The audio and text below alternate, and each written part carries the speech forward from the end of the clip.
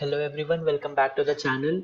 Today I've got some more leaked Ryzen 3000 series results for you. This article is from WCCF Tech, and the leak is related to the Ryzen 5 3600. As I've mentioned in my previous videos, the Ryzen 3000 series will be launching on July 7th. That's just a few days away now. This article is from WCCF Tech, and this is a Spanish media outlet who has released their review of the Ryzen 5 3600 earlier before the launch. As we all know, the Ryzen 5 3600 is the entry level chip in the 3000 series lineup, and the retail price for this is $200 US according to AMD's MSRP pricing. According to this review, the single core performance of the Ryzen 5 3600 is on par with the with i9 9900K, which is almost a $500 chip. So this is again a good example of the performance gains that AMD is claiming with their 7 nanometer process. The Ryzen 5 3600 is launching with a base clock of 3.6 GHz and a boost clock of 4.2 GHz, and it has a 35 megabyte cache and a TDP of just 65 watts, and it will be included with the Wraith Stealth cooler. In this review, the chip was tested on an X470 motherboard. To be more specific, the X470 Aorus Gaming 7 Wi-Fi, which is a gigabyte board from X470, which has an X470 chipset. So of course, once X570 releases, we might just see a better performance than even what this review shows. We'll be discussing that more towards the end of the video. Other than the motherboard, we have 16 gigabytes of 3200 megahertz G-Skill FlareX RAM, and for the GPU, we have a 2080 Ti Founders Edition. The CPU was using the reference heatsink, so the Wraith Stealth cooler from AMD. And as for the temperatures, the cooler delivered 40 degrees Celsius on idle and 75 degrees Celsius under load, which is decent enough for a stock cooler, and for a chip of this level it should be fine for long-term usage as well. As for power consumption, the total system power draw was 125 watts on idle and 360 watts at load. So considering that we have a very high-end graphics card installed in the system, these numbers can be justifiable. Even though the CPU only has a TDP of 65 watts paired with a 2080 Ti, the total system draw is reasonable. Moving on to the performance numbers that the review has claimed. In Cinebench 15 multi-core testing, the Ryzen 5 3600 scored 1561 points, whereas the i9 9900K scored 1928 points, while the i7 9700K had a total of 1476 points. So right off the bat, we can see that the Ryzen 5 3600 is able to outperform the i7 9700K, which is also a 6-core 12-thread processor, but from Intel side. But of course, it will not be able to match the i9 9900K, which is an 8-core 16-thread processor. In multi-core performance, we can see that the Ryzen 5 3600 is able to win the battle between Intel and AMD core for core. The next benchmark that the review has is W prime. So in single core performance, the Ryzen 5 3600 finished the testing in 30.062 seconds, while the 9900K took 28.451 seconds, and the 9700K took 28.411 seconds. So here, of course, this is in this benchmark, a lower score would be better. So here we can see that the Ryzen 5 3600 is not able to perform as well as the two Intel chips, mainly because of the fact that this is a single core, single threaded benchmark. So we can see that even with the gains that AMD claimed that their 7 nanometer process has, AMD is still slightly behind in terms of single core performance. Still, this is quite a leap from 12 nanometers, that is second gen Ryzen. So for a direct comparison, the Ryzen 7 2700X in this benchmark finished the testing in 34.643 seconds. So we can see that there is still a sizable difference between second and third gen Ryzen, and since this is a single core benchmark, we can attribute this difference to the increase in single core speed of 7 nanometers. The next test is W prime in multi-core. So here the Ryzen 5 3600 finished testing in 3.984 seconds, while the 9900K took 3.228 seconds and the 9700K took 4.04 seconds.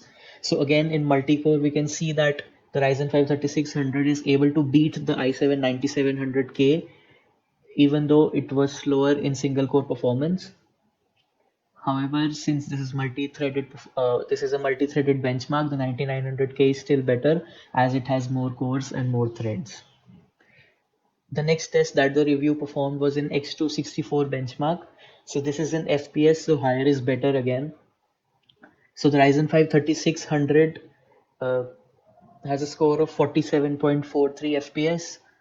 The 9900K had 58.45 FPS, while the 9700K had 52.84 FPS.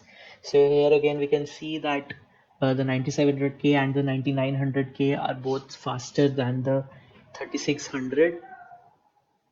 The Ryzen 7 2700X is also faster than the Ryzen 5 3600 in this benchmark. So we can say that this benchmark has equal weightage for single core as well as multi-core performance, which is why the 3600 is not able to beat the 8-core processors and is also not able to beat the higher single core speed of the 9700K. Moving on to the next benchmark, we have Cinebench 15 single core performance. So here the Ryzen 5 3600 scored 196 points. Uh, in this review, they have only tested three CPUs for in Cinebench 15 single core. So we have the Ryzen 5 3600, and to compare with that, we only have the 9900K and the 2700X. So we can see that the 9900K scored 204 points, while the 2700X scored 176 points. So again, we can see that Intel is still leading in single core performance, but third gen Ryzen has a notable increase in single core speed over second generation. The next benchmark that we have is Cinebench 20 single core performance. So again, only the three CPUs were tested. So the Ryzen 5 3600 had a score of 478 points. The 9900K was still in the lead with 497 points, and the Ryzen 7 2700X was again noticeably behind the Ryzen 5 3600 with 424 points. Again, we can see here that third gen Ryzen is still offering to bridge the gap in single core speed between second gen Ryzen and Intel's ninth gen processors, but it is still not able to completely match the single core performance. Again, we will discuss a few reasons why we could be seeing this difference between ninth gen Ryzen and ninth gen Intel chips and third gen Ryzen at the end of the video.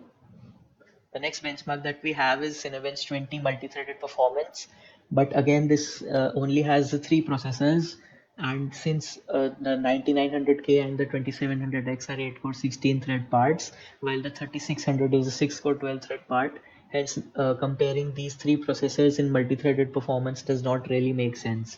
So we'll be skipping this. So, looking at these benchmarks, we can conclude that in all the multi-core tests, the 3600 was able to outperform the Core i7 9700K, which can be said to be the direct competition, at least in terms of number of cores and threads. The 9700K may not exactly match the 3600 in price, but in terms of the number of cores and threads, the two processors are quite similar. But still, we are able to see that the 3600 is able to outperform the 9700K in most of the multi-core tests. The article also has gaming benchmarks for the Ryzen 5 3600. but there's nothing spectacular in those benchmarks. We have a few games tested, and we have some benchmarks like 3D Mark, Port Royal, and Time Spy. We'll be skipping these as there is nothing interesting to point out in these benchmarks.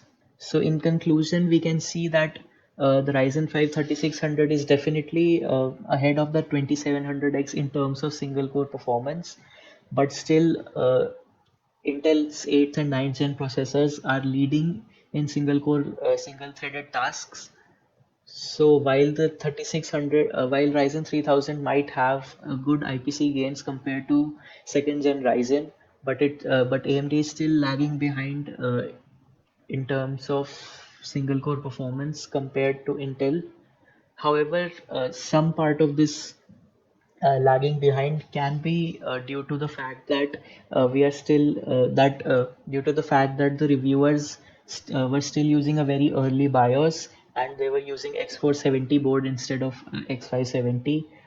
Also, the RAM that they were using might not be at the sweet spot, which is supposed to be 3600 to 4200 megahertz for Ryzen 3000 series.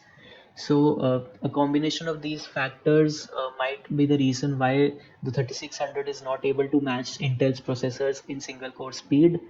Of course, we'll only be able to know how well it actually does with these factors eliminated once the processor actually launches on July 7th, and can be paired with with an optimum combination of motherboard and RAM.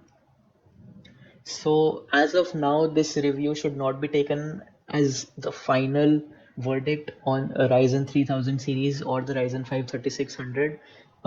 These numbers may not be accurate, uh, as when we pair this processor with the optimum parts, it may be able to perform much better than this. So I would suggest not making a decision on whether to buy this processor or not based simply on this review, since, like I said, these factors could be affecting performance numbers adversely. So you should definitely wait for July 7th and look at what other reviewers have to say about the performance of the chip, and only then make a decision on whether you have to buy this processor or not. So that's all for today's video. I hope you like this little leak of the Ryzen 5 3600's performance numbers. Like this video if you liked it, dislike it if you didn't like it. Leave a comment down below if you would like me to cover any other articles or topics, and if you have any suggestions on how I can improve this content. And don't forget to subscribe to the channel if you enjoy what we do here. Thank you so much for watching, and I'll see you again next time.